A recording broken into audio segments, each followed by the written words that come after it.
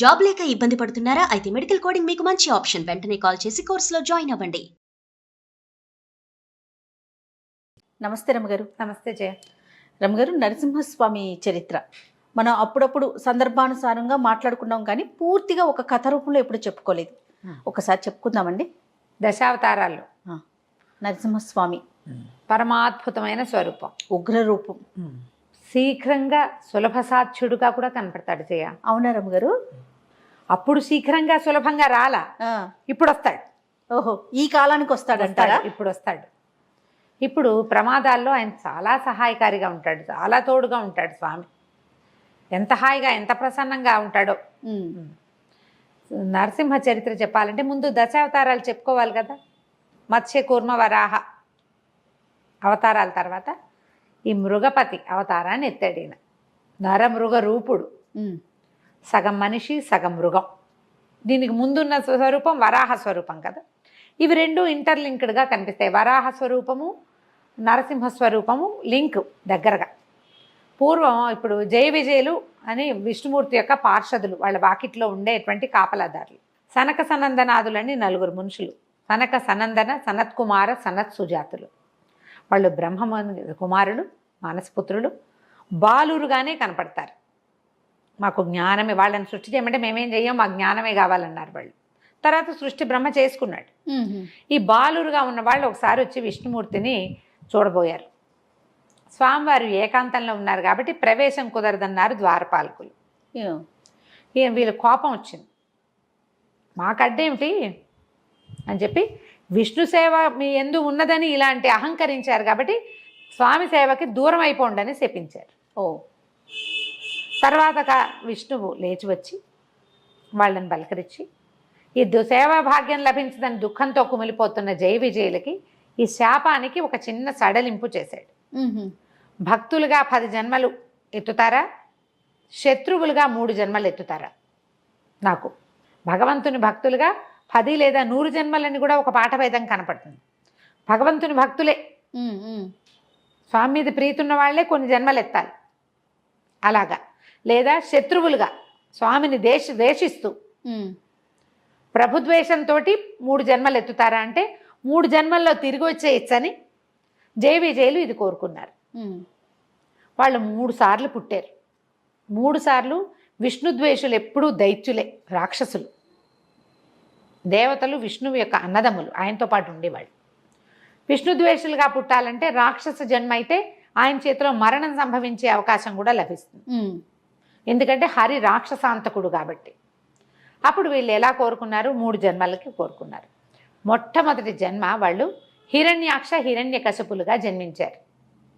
మళ్ళీ ఎవరికో పుటల, ఈ విష్ణువుకి దేవతల తండ్రి అయిన కశ్యప ప్రజాపతికి జన్మించారు. వాళ్ళ పరంపరలోనే హిరణ్యాక్షుడు హిరణ్యకశపుడు.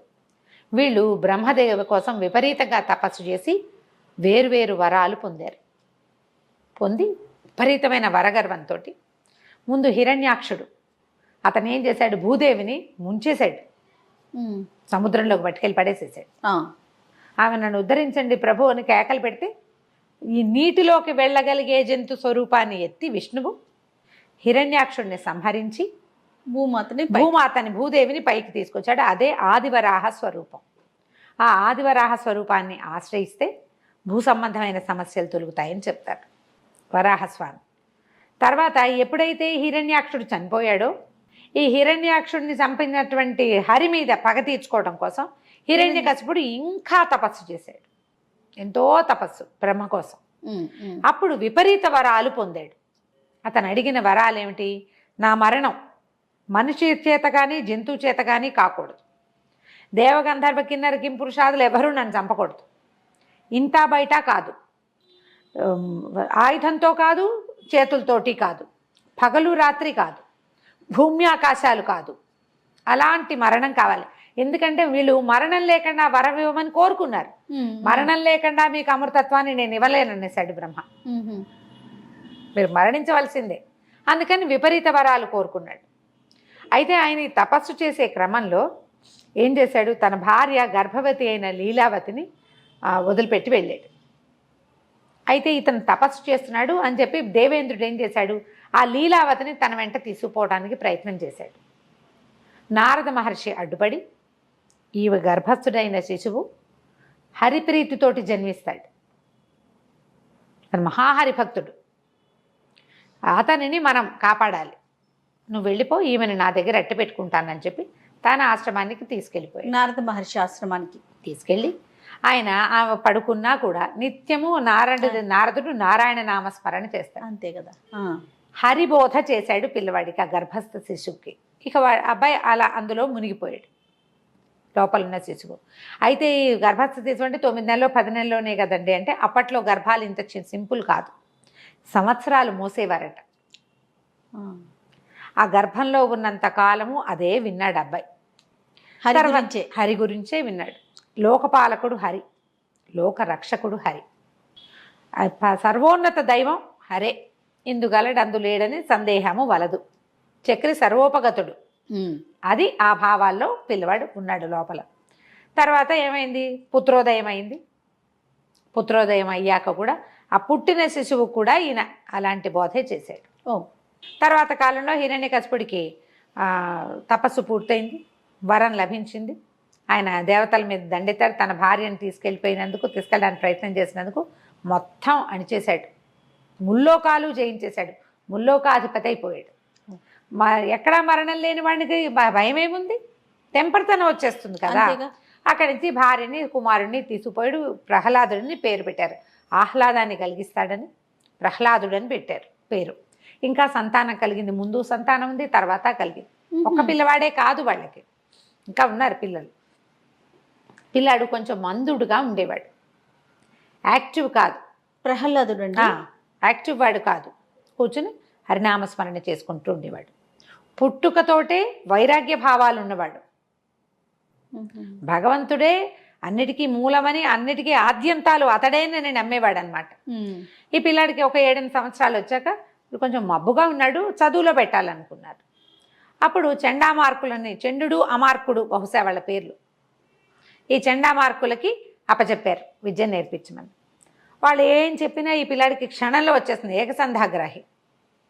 కానీ హిరణ్యకశిపాయ నమః అని తండ్రిని పూజించాలని, తండ్రి సర్వోత్కృష్టుడని అంటే ఒప్పుకునేవాడు కాదు. ఈ దేహాలు పోయేవేవి, ఎప్పుడూ నిత్యుడుగా ఉండే భగవంతుని చూడాలి కానీ అనిత్యమైన మనల్ని ఎట్లా పూజిస్తాం, మనుషుల్ని పూజించకూడదు. రాక్షసుడైతే ఈయనకి మరణం తప్పదు ఎప్పుడో ఒకప్పుడు, నిత్యుడు కాదు కదా. మనం ఉన్నా లేకపోయినా ఉండేవాడు భగవంతుడు, నేనున్నప్పుడు ఉండేవాడు దేవుడేట అవుతాడు, అట్లా కాదు. ఇతను ఏం చేశాడు, పిల్లవాడు తన చుట్టుపక్కల ఉన్న వాళ్ళందరికీ హరిబోధ చేయటం మొదలుపెట్టాడు. హరినామస్మరణతోటి గురుకులం అంతా మారుమోగిపోయేది. పిల్లలు ఆ ఉద్రేకానికి లోనైపోయేవారు. మనం భజన చేస్తుంటే ఉద్రేకం వస్తుంది, అవునవును కదా. నామస్మరణతోటి ఒక రకమైన ఉద్రిక్తత వచ్చేస్తుంది, లోపల నరాలలో ఒక సంచలనం వస్తుంది, దాని మీదకి వెళ్ళిపోతాం. ఈ పిల్లలందరినీ అటువైపు తీసుకెళ్తున్నాడని వాళ్ళు ఏం చేశారు, సరే చెప్తున్నారు, నాయన ఇది వద్దు, ఇది చెయ్యొద్దు, నీ తండ్రి ఒప్పుకోడు, ఆయన హరిద్వేషి శివభక్తుడు అంటే కాదంటాడు ఇతను. తర్వాత ఏం చేశారు, పిల్లాడి చదువు పరీక్షిద్దామని పిలిచారు. పరీక్షించేసరికల్లా అతను ఏమన్నాడు, హరే సర్వాంతర్యామని చెప్పటం మొదలుపెట్టాడు. తండ్రికి అర్థం కాలేదు. ఇక ఆ పిల్లాడిని ఎలాగైనా, వీడు ఏంటంటే వీడు చెదపురుగు, చీడపురుగు కుటుంబానికి, ఇలాంటి వాడు ఒకడు పుడితే ఇక మొత్తం కుటుంబం అంతా పాడైపోతుంది. పిల్లవాడిని సంహరించాలనుకున్నాడు ఆయన. నాకు ఇంటికి ఎక్కడ వేర్పురుగు ఉంటే ఇల్లంతా మొత్తం చెట్టంతా పోతుంది, నా కుటుంబం అంతా నాశనం అయిపోతుంది, మేమంతా హరిద్వేషంతో ఉంటే వీడొక్కడు ఎందుకు హరిప్రేమికుడుగా ఉండాలి. వాడిని చంపడానికి రకరకాల ప్రయత్నం చేశారు, విషం ఇచ్చారు, ఏది ఇచ్చినా హరినామస్మరణతోటే స్వీకరించేవాడు. ఏనుగులతో తొక్కించడానికి ప్రయత్నం చేశారు, కొండల మీద నుంచి పడేశారు, అగ్నిలో పడేశారు, పెద్ద పెద్ద పాములతోటి కరిపించారు. ఏం చేసినా అతనికి మరణం రాల, ఏది ఇచ్చినా అతని లోపలికి వెళ్ళిపోయేది. ఆ భగవన్నామస్మరణే అతన్ని రక్షించేది. ఇక విసిగిపోయాడు తండ్రి. విసిగిపోయి ఒకనాడు తండ్రి కొడుకు వాదించుకున్నారు బాగా. చిన్న పిల్లవాడే, 10-12 ఏళ్ళు వచ్చింటాయి, అంతకంటే వయసు ఉన్నట్టుగా కనపడదు కథల్లో. మన సినిమాల్లో అయితే మరీ చిట్టి పిల్లవాడిగా చూస్తాం, అంత చిట్టివాడు కాదు, కొంచెం రాజ్యం చేయగలిగే ఆలోచన వచ్చే వయసు వచ్చిందనే అనిపిస్తుంది. తండ్రి తర్వాత అతనే రాజయ్యాడు కాబట్టి. తర్వాత ఒకరోజు పిలిచాడు, ఇద్దరు మాట్లాడుకున్నారు. మాట్లాడుకున్నాక ఆయన అన్నాడు, సర్వాంతర్యామంటావు, ఎక్కడున్నాడో పిలువు, నాకు చూపించు. అసలు ఇప్పటిదాకా ఎదురే పడలేదు, ముల్లోకాలు చూశాను నేను, ఎక్కడ చూసినా వాడు ఎక్కడున్నాడో మాకు కనపడలేదు, నేను చూడలా. అతన్ని చూసి అతన్ని సంహరించాలని కోరిక.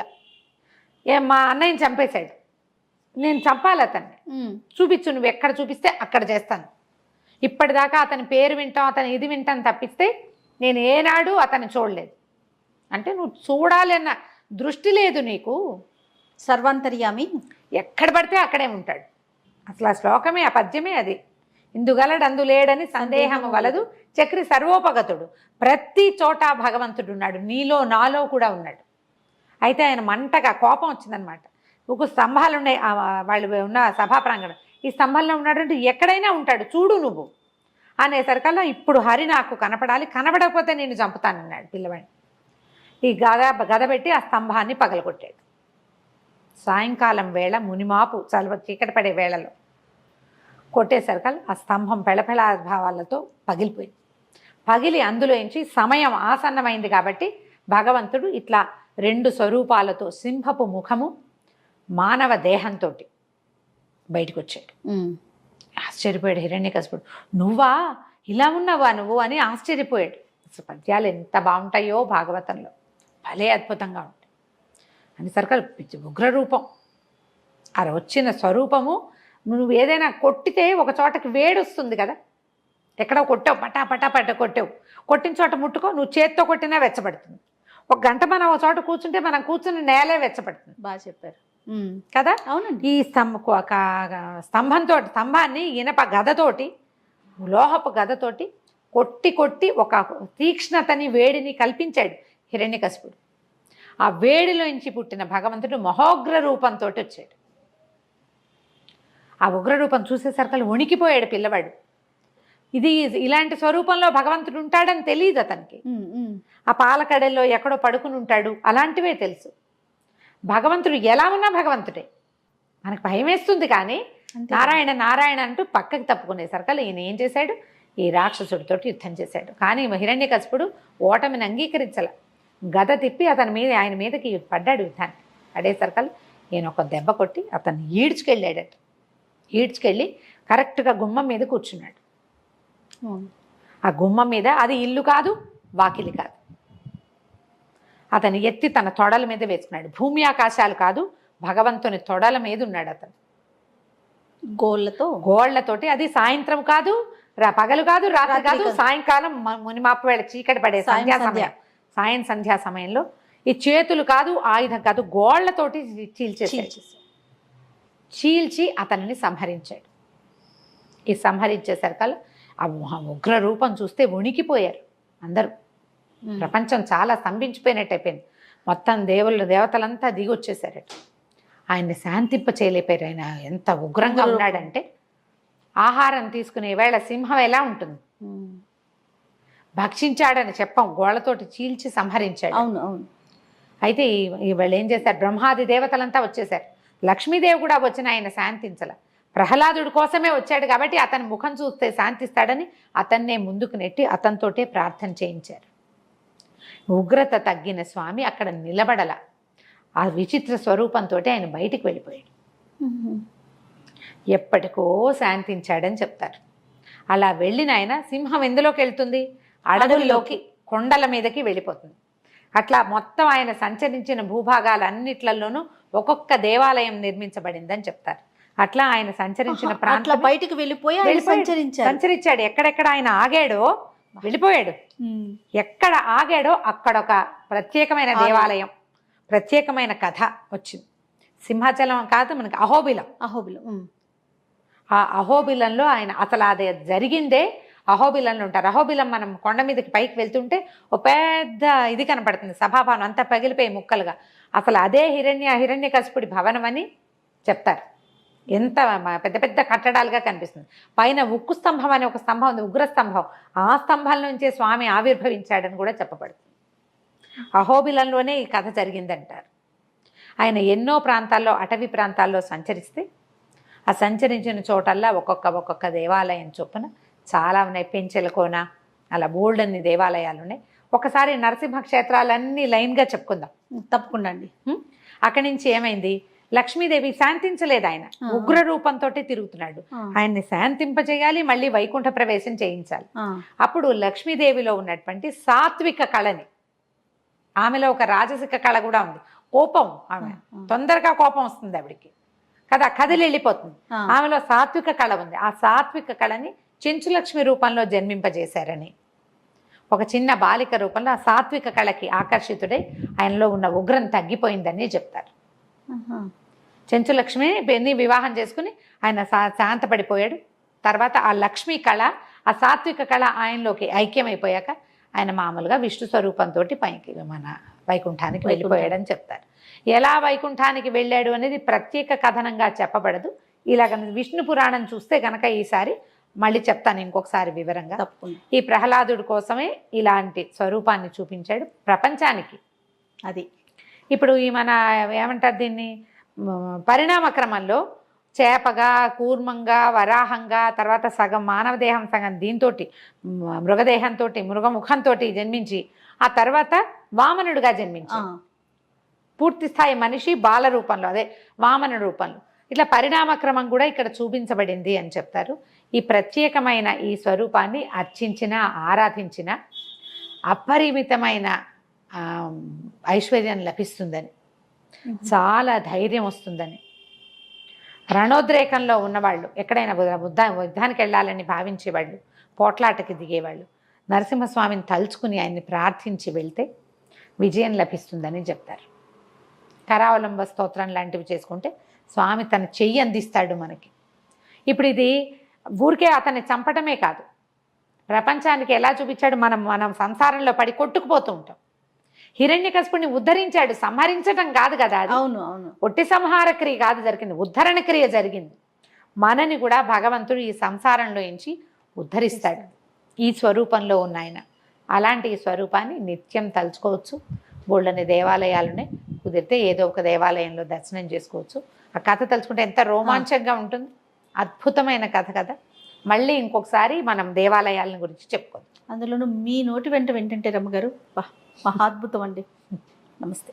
సుమన్ టీవీలో మీ పర్సనల్ అండ్ బిజినెస్ ప్రమోషన్స్ కోసం కింది నెంబర్కి కాంటాక్ట్ చేయండి.